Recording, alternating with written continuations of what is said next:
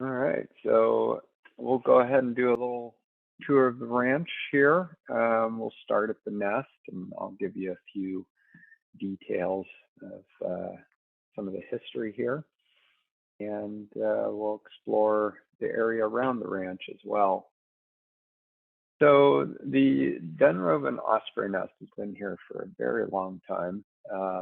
It used to be located on one of the power poles that is actually nearby. And I'm going to go ahead and zoom out and show you where that is and move the camera over. And if you see this power pole right about here, that's I think where the nest was. And it was mounted on this area up above the top of the pole.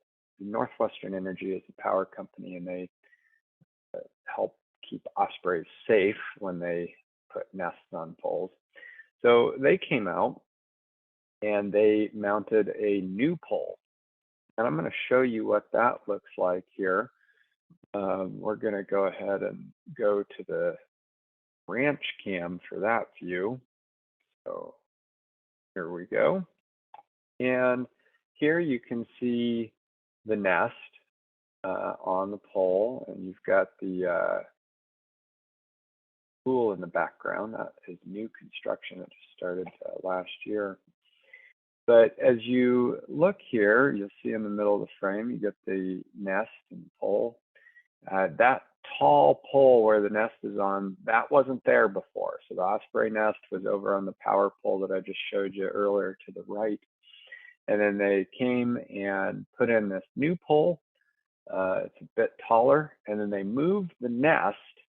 So this area of the nest, the platform that it is on top of the pole, they moved that whole platform and craned it over and mounted it on top of this pole. And the nest itself is quite large.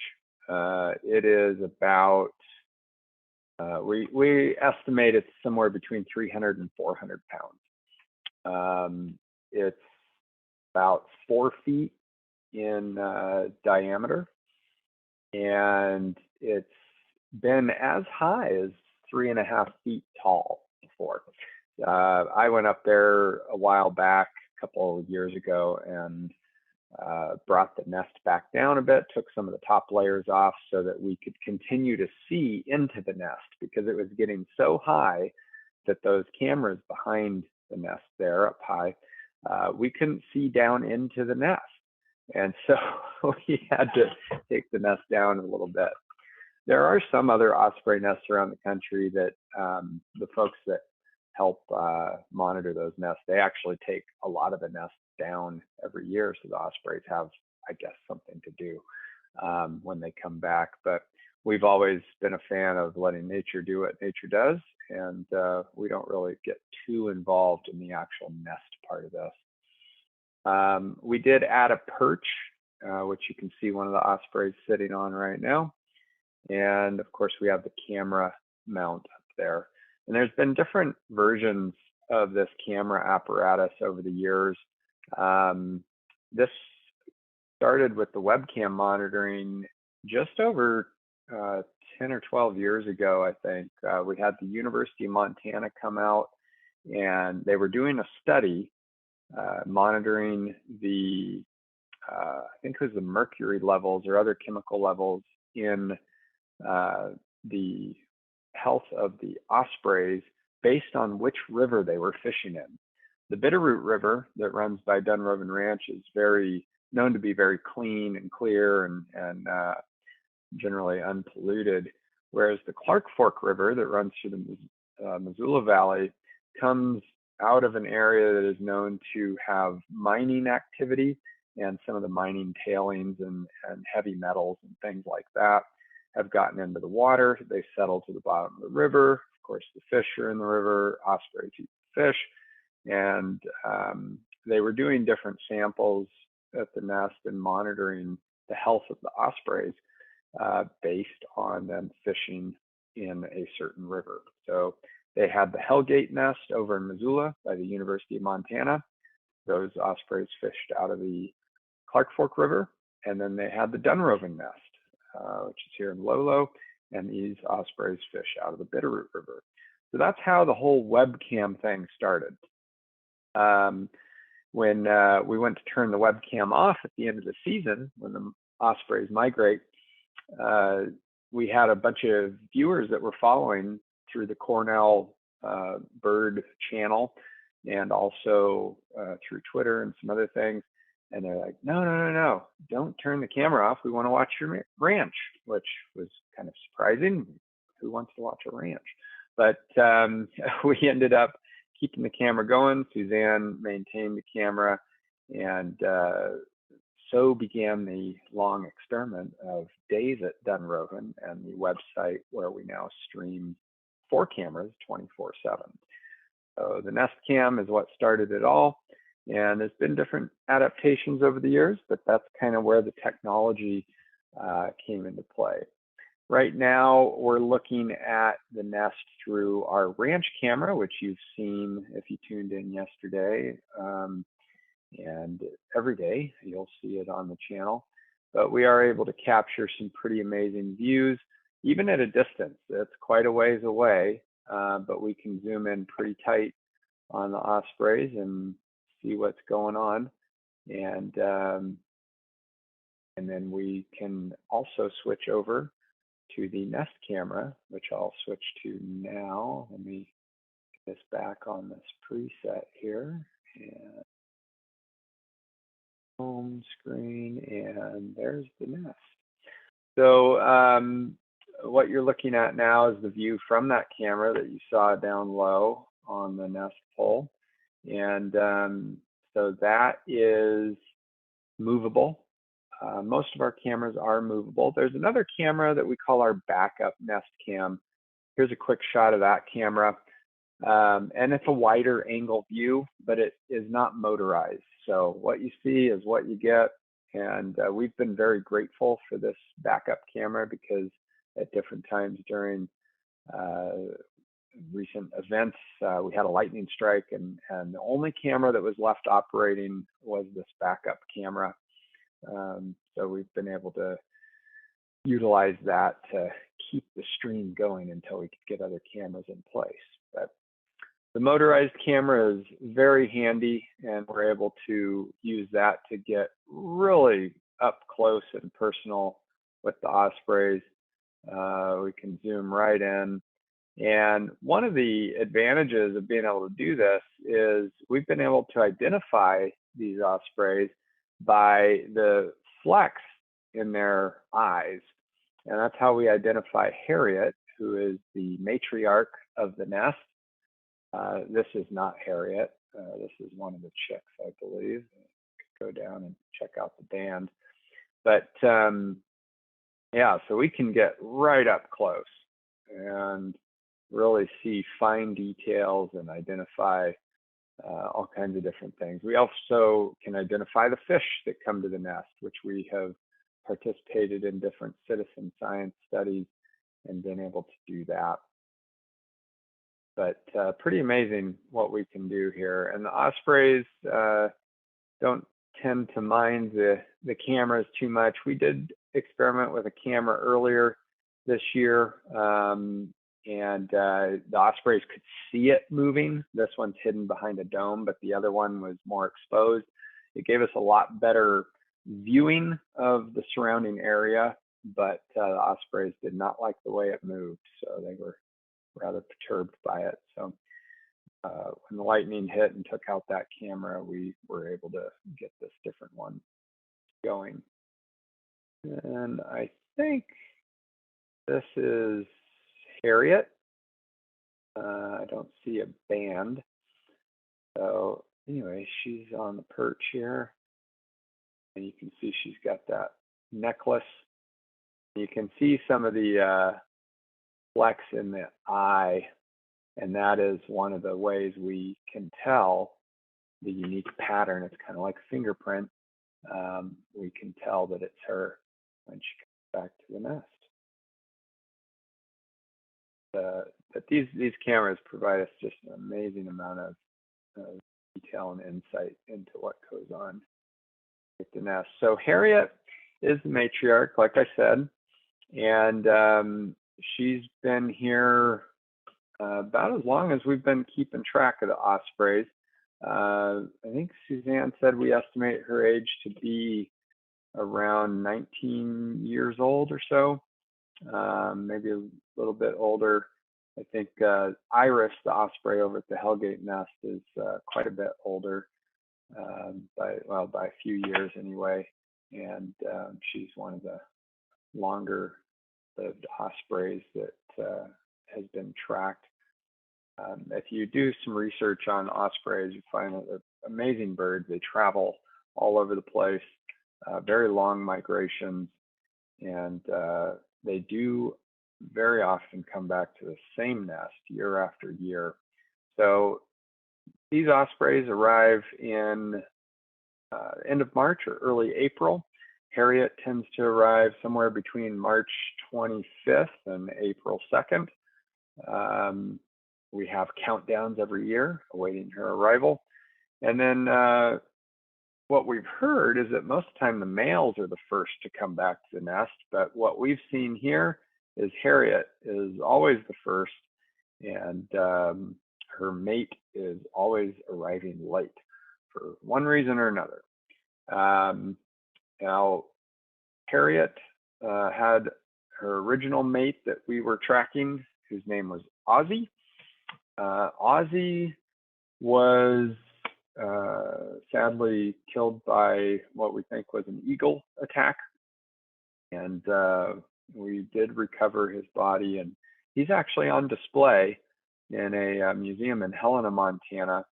It's an interpretive center, and he's part of a display talking about the harm that baling twine, plastic bags, and other items can cause when ospreys pick these up and bring them to their nest. So he is still living on in an exhibit, which has been really awesome to have a piece of Dunrovin history used like that.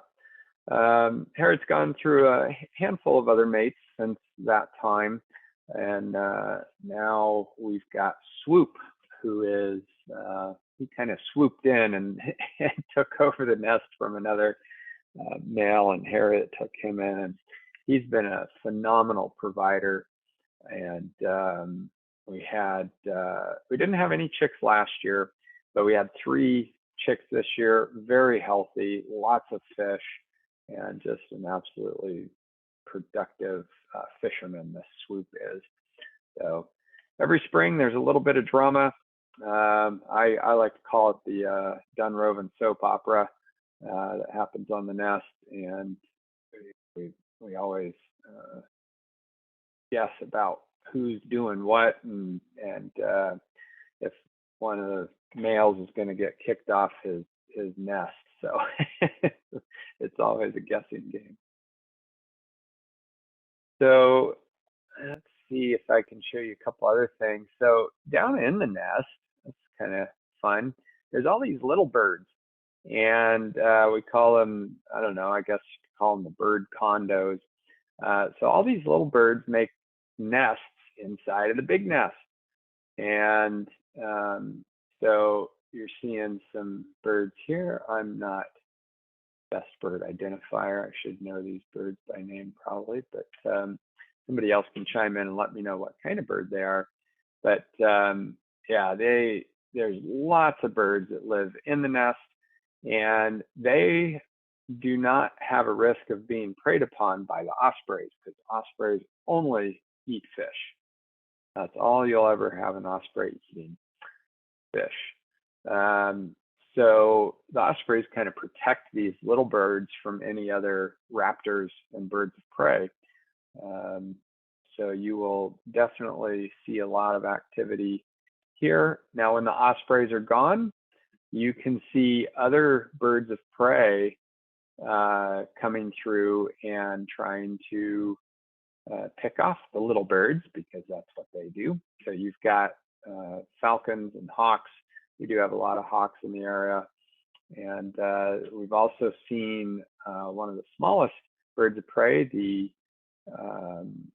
kestrel, come to the nest and just hang out and what kind of lunch he can get. So it's always interesting seeing what happens at the nest here. You can see it's kind of feeding time for this little nest of babies. Food, waiting for mom to show up with a bunch of food. So, and there's nests all over the place on the nest. So it's quite interesting. You can also see here there is a little bit of fabric on the nest. Swoop, for some reason, has a penchant for bringing all kinds of weird material like this.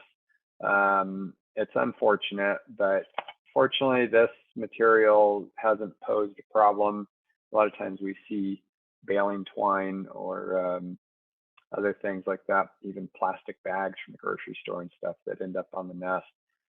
And so we try to take care of that. Whenever we're up on the nest doing maintenance, which happens twice a year, once in the fall and once in the spring, we go ahead and remove as much of this as we can. One time Swoop brought back a llama pelt from one of the nearby llama ranches, and I guess they had shorn the llama's hair and wool, and he brought back a whole bunch of it to the nest. So that was kind of funny. But there's all kinds of stuff that ends up here on the nest. That is kind of the view of the nest up close and personal. You can also see some areas around the ranch that you don't always see with the other cameras, but I'll show you around a little bit from here. You can see the ranch pole in the background there on the left. We've got some other equipment mounted on that. You can see the horses in their stalls, and that's the barnyard area. And then you've got the sorting pen area where we can bring the horses in and you know, basically guide them into their proper stalls as needed. And then you're seeing part of the neighborhood that surrounds the ranch. This whole area used to be owned by a farmer or rancher. This was a lot of hay fields and things like that. And slowly lots got sold over time in 5-acre increments. And Dunrovin occupies 2 of those lots. So we have about 12 acres or so that is on the river. And some of these other developments have filled in quite a bit over the years. So the community of Lolo is directly in front of you there to the west. And then as we pan around, you're seeing some views of the actual camera set up here in the pole. But as you can see the school in the background, and then as we come around here to the north is the city of Missoula, and that's just over that hill. So if you see the power lines that are out there in the distance, the city of Missoula, the University of Montana, that whole area is just over those hills. And then you've got the river down there. The Bitterroot River flows from south to north and dumps into the Clark Fork River a few miles up or downstream. Let's see here. We'll scroll around. We've got the Sapphire Mountains to the east, and you can actually see wild horses up there. It's pretty phenomenal. Well, feral horses, I guess, is the technical term. They were once domesticated, of course, and then got turned loose or abandoned for different reasons. And they've had their own herd going on called the ghost herd. And there's a number of news stories about them, which is kind of neat. We've also seen elk on the mountains. We've seen golden eagles chasing elk, which was a pretty rare sight. We hadn't seen that before. But that was pretty neat. So lots of stuff to see up there. So we'll drop us off back here at the nest, and I will take you back to the ranch cam Yeah, we'll go ahead and continue our tour here. And of course, this is a view you were used to seeing a bit yesterday. We can see riders hitching up and getting ready to go, getting geared up to go on a trail ride, which you'll be seeing later today, sometime around 11 o'clock or so. For those of us online here, we may also be able to see a little bit of a Lewis and Clark history provided by one of the local experts in the area over at Travelers Rest State Park. Lewis and Clark did pass through this area, and in fact, they were thought to have been on the ranch property here, which I'm sure they were if they went to the river and explored the area. But there was actually a plaque here at the ranch when Sterling and Suzanne first moved in that indicated that this place was the original Travelers Rest, as noted in the journals of Lewis and Clark. That has since been determined not to be the case. Travelers Rest is a little farther away from the river, and if we're looking out this direction a little bit to the south, but mostly west, Travelers Rest is just about, half a mile west of the ranch. So it's out towards the middle of your screen, just below that little hill where the clearing area is, where the trees kind of go up that hill. Travelers Rest is at the bottom of that. And this gateway out here, this valley, that's up Lolo Creek area. I'll zoom in out there. And that is Highway 12. So kind of the Lewis and Clark Highway, if you will. Wraps through different states, and you'll see different historical markers along this highway, and it follows that path that they took.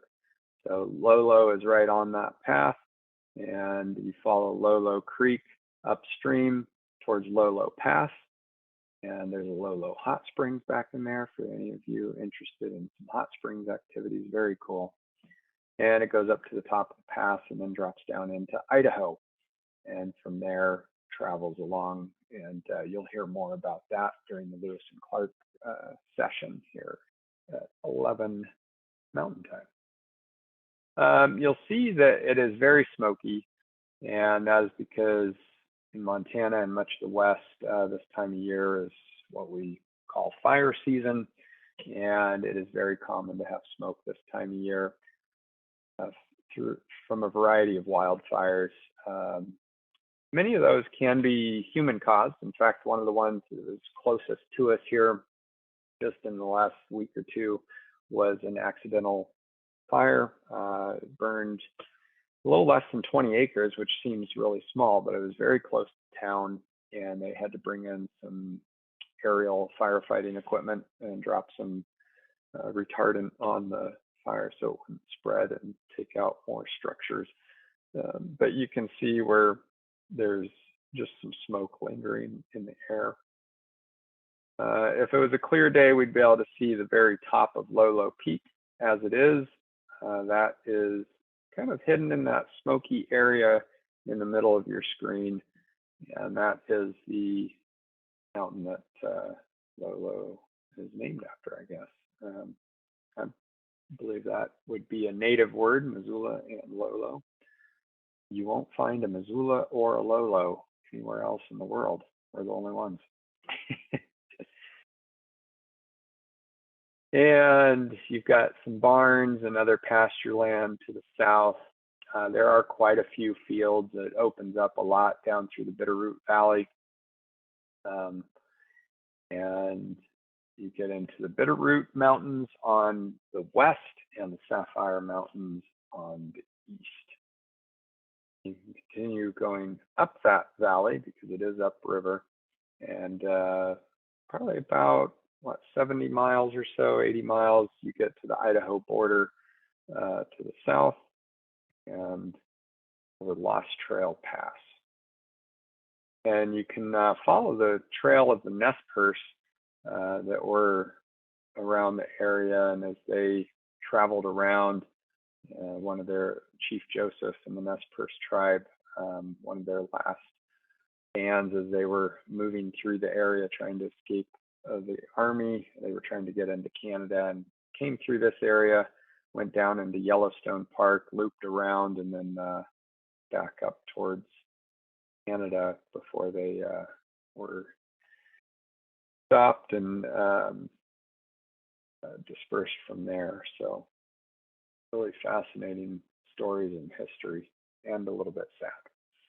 But here is our view of the local little mountain right behind us. You can see our pasture there. You can also see what we call the bench area. It's called a bench because it drops off into the riparian area, which is an area where the flooding can happen very regularly. It's not uncommon to see about 3 or 4 feet of water in the springtime that floods the riparian flood zone. A lot of cottonwoods are down in that area, and they love the water, soak it up. And so this little bench area is a nice ecological transition zone. So you get a lot of wildlife, raccoons, turkeys, deer, foxes, all kinds of critters. You can see a nest platform in the background if you look closely. And that was put in a little bit maybe ill-informed. Ospreys do not like nesting in areas where something is above them. So you always see ospreys in an area where there is not a whole lot going on that's taller than they are. This little platform here might be okay for a goose. I'm not sure. We've tried to get birds to take to that nest, but just hasn't really happened. So it just sits there, and if it weren't for some of the trees on the willow branches there, you'd be able to see another camera station there. Now, what you can see is behind that sprinkler is a bird feeding station, and looks like there are a bunch of birds on there. Looks like the bird feeding station needs to be lifted up a little bit. We've got cable hoist set up there that there's 4 feeding stations that go all the way up, and we normally have a camera on that one. That's one of our 4 live streaming cameras, but that camera got taken out by the lightning strike, and we have yet to be able to restore that location. We're still waiting on some insurance money and compensation to be able to get that to happen. You can also see something here in the lower part of your screen. Now in the middle, it's a bat box. And I saw a bat flying around last night, late, chasing insects and whatnot. And I'm not sure if we have documented bats getting in their little bat condo, their bat hotel here, but we've got bat box on each side of this. And the idea is to have a bat colony that's established and provides natural mosquito control. So the Lolo area does have a mosquito control protocol and plan, and in a lot of areas they will do fogging, which will get rid of the mosquitoes. But here at Dunrovin, we prefer more natural pesticide and whatnot free area. So we convinced them to let us use bats for that control instead. So we're trying to establish a colony here. We'll see what happens. So eventually, we hope to put a camera in there. So yeah, all kinds of technology challenges here around the ranch. It's a lot of fun figuring out how to make all this stuff work. It's less fun trying to fix things that don't work, but all in a day's work. You can see down here, kind of in the lower area, lower right of your screen, we do have a garden area. It's not much of a garden anymore right now, but we've planted it at different times. Sterling was an avid gardener for a number of years, and beautiful garden space. Right now it's pretty overgrown. If you look closely, you can find some raspberries. I picked some yesterday. They were absolutely delicious. Those of you at the ranch, I highly recommend braving the briars and brambles and seeing if you can find some delectable raspberries. Buy one over here. I'm going to have to go take a look at here pretty soon. Yep, there's some ripe ones right there. You can see the red berries beyond the tree. So lots of raspberries in there. All right, we'll zoom out just a touch here. Since we're talking about fruit, I'll show you our orchard. You can see a greenhouse there in the background, and then we've got an orchard here. We've got pear trees, apple trees, we've got cherry trees. What else do we got? We got an apricot tree and at least 1 or 2 plum trees. So they do produce fruit very regularly. I think pear trees are probably doing okay. We almost always have some apples. Apricots, kind of challenging in Montana. They're very particular with the frost cycle in the spring, and very often in Montana, we will have frost that comes in late in the spring, and if the apricot trees get their blossoms frozen too much, and they are pretty sensitive to frost, we can see a poor crop or no crop of apricot. The plums generally do pretty well, but got some good fruit out there. Here you can see the activity lawn, and we'll be doing some more activities out there possibly later today. And then behind this area, you can see a roof. That is the main house, and there's other guest accommodations on the property as well. It's great because it's kind of hard to tell that anything else is going on back here, but there's a lot of activity that happens. We host weddings here at the ranch and have a lot of stuff that goes on. But it's great because it's easy to hide away and have some solitude. And even with 4 web cameras streaming all the time, there's a lot of privacy. You see just a corner of the dance hall in the middle of your screen. That's where we were doing the line dancing yesterday and dinner.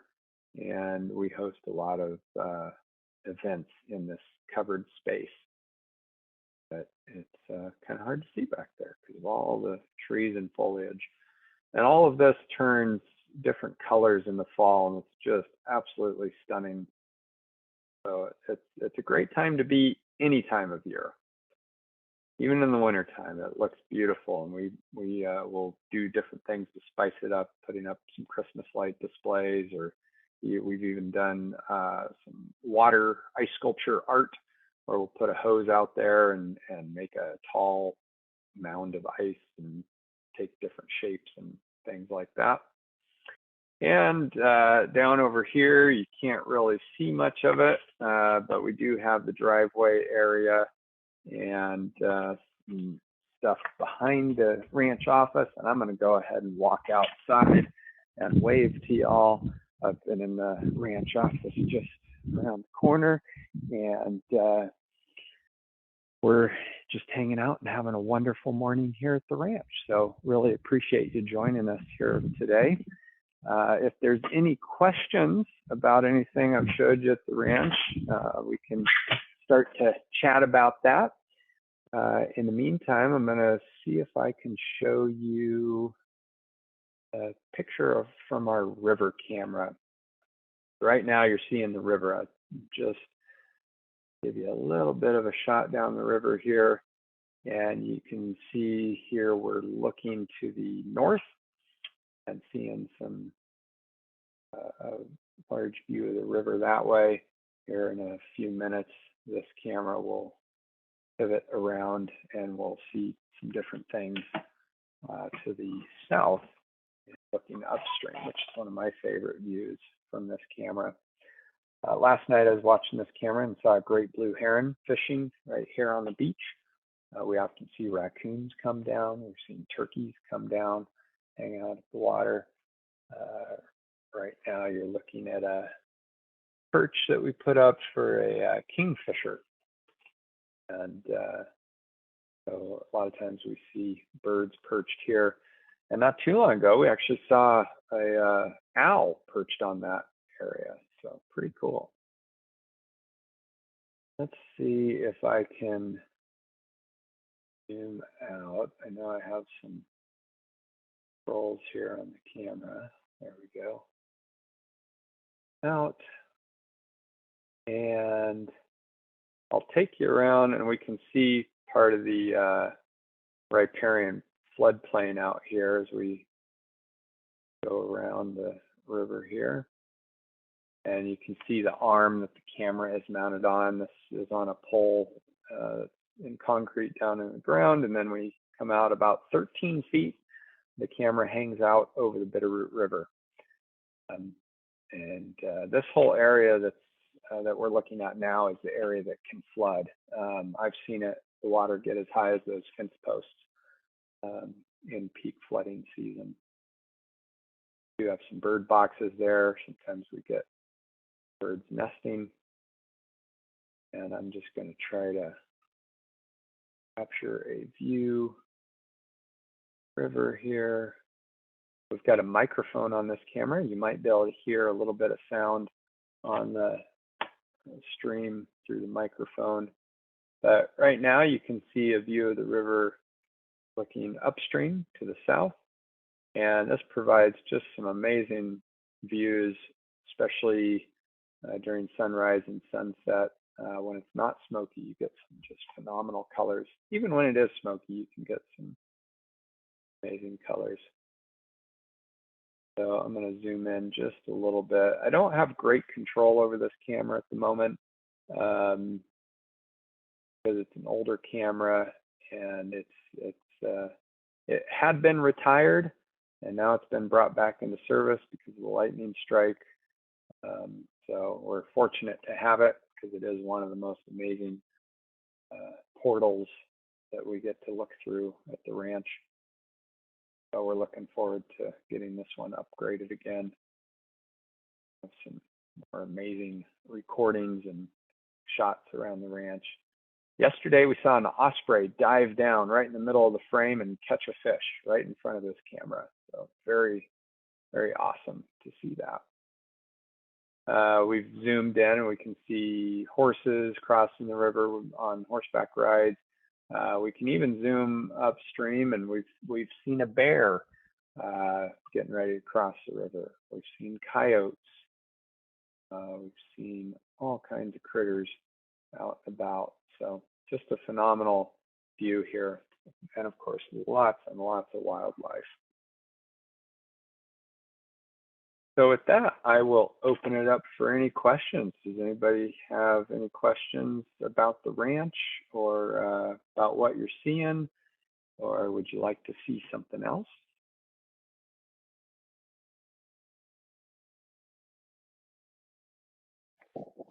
Is that some actually movement in the river? Like looked like a bunch of baitfish jumping, or is that just because of the camera? Those To the are left ripples side? in the river. Yeah. So that's actually an eddy. So the river flows down towards the bottom of your screen to the north, but you're seeing a little eddy there where the ripples are. And so what you're seeing on the screen is ripples. And there is some pixelation there as well. So you're seeing, the camera working a little bit hard with all that motion as it's transmitting digitally. So you do see some artifacts in there.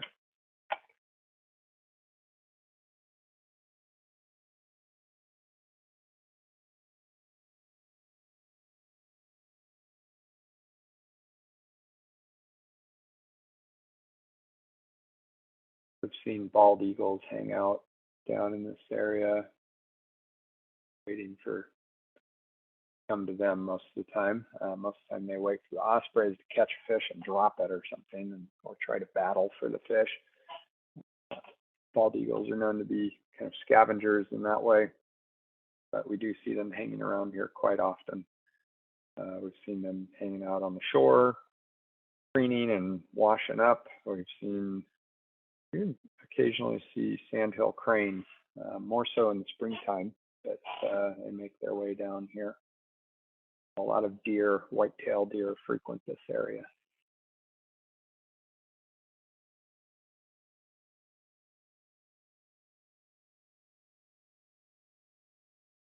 We are on a migratory bird flyway here, so we've got lots of different types of waterfowl that stop over on their migrations. We'll see a variety of ducks and geese and kinds of birds stop by, have a little traveler's rest of their own.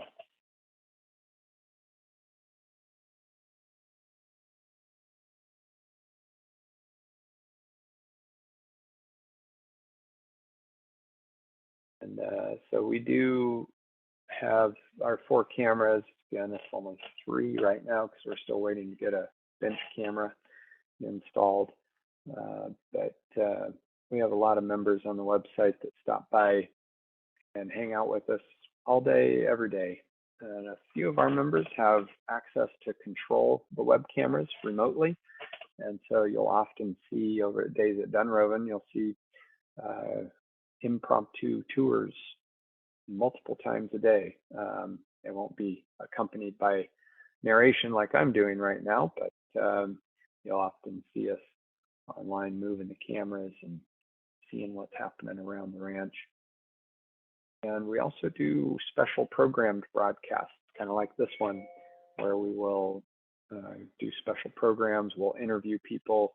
We'll have one of the ranch hands mic'd up, and we'll do some show and tell around the ranch, kind of like we did with Paula yesterday and the horse painting.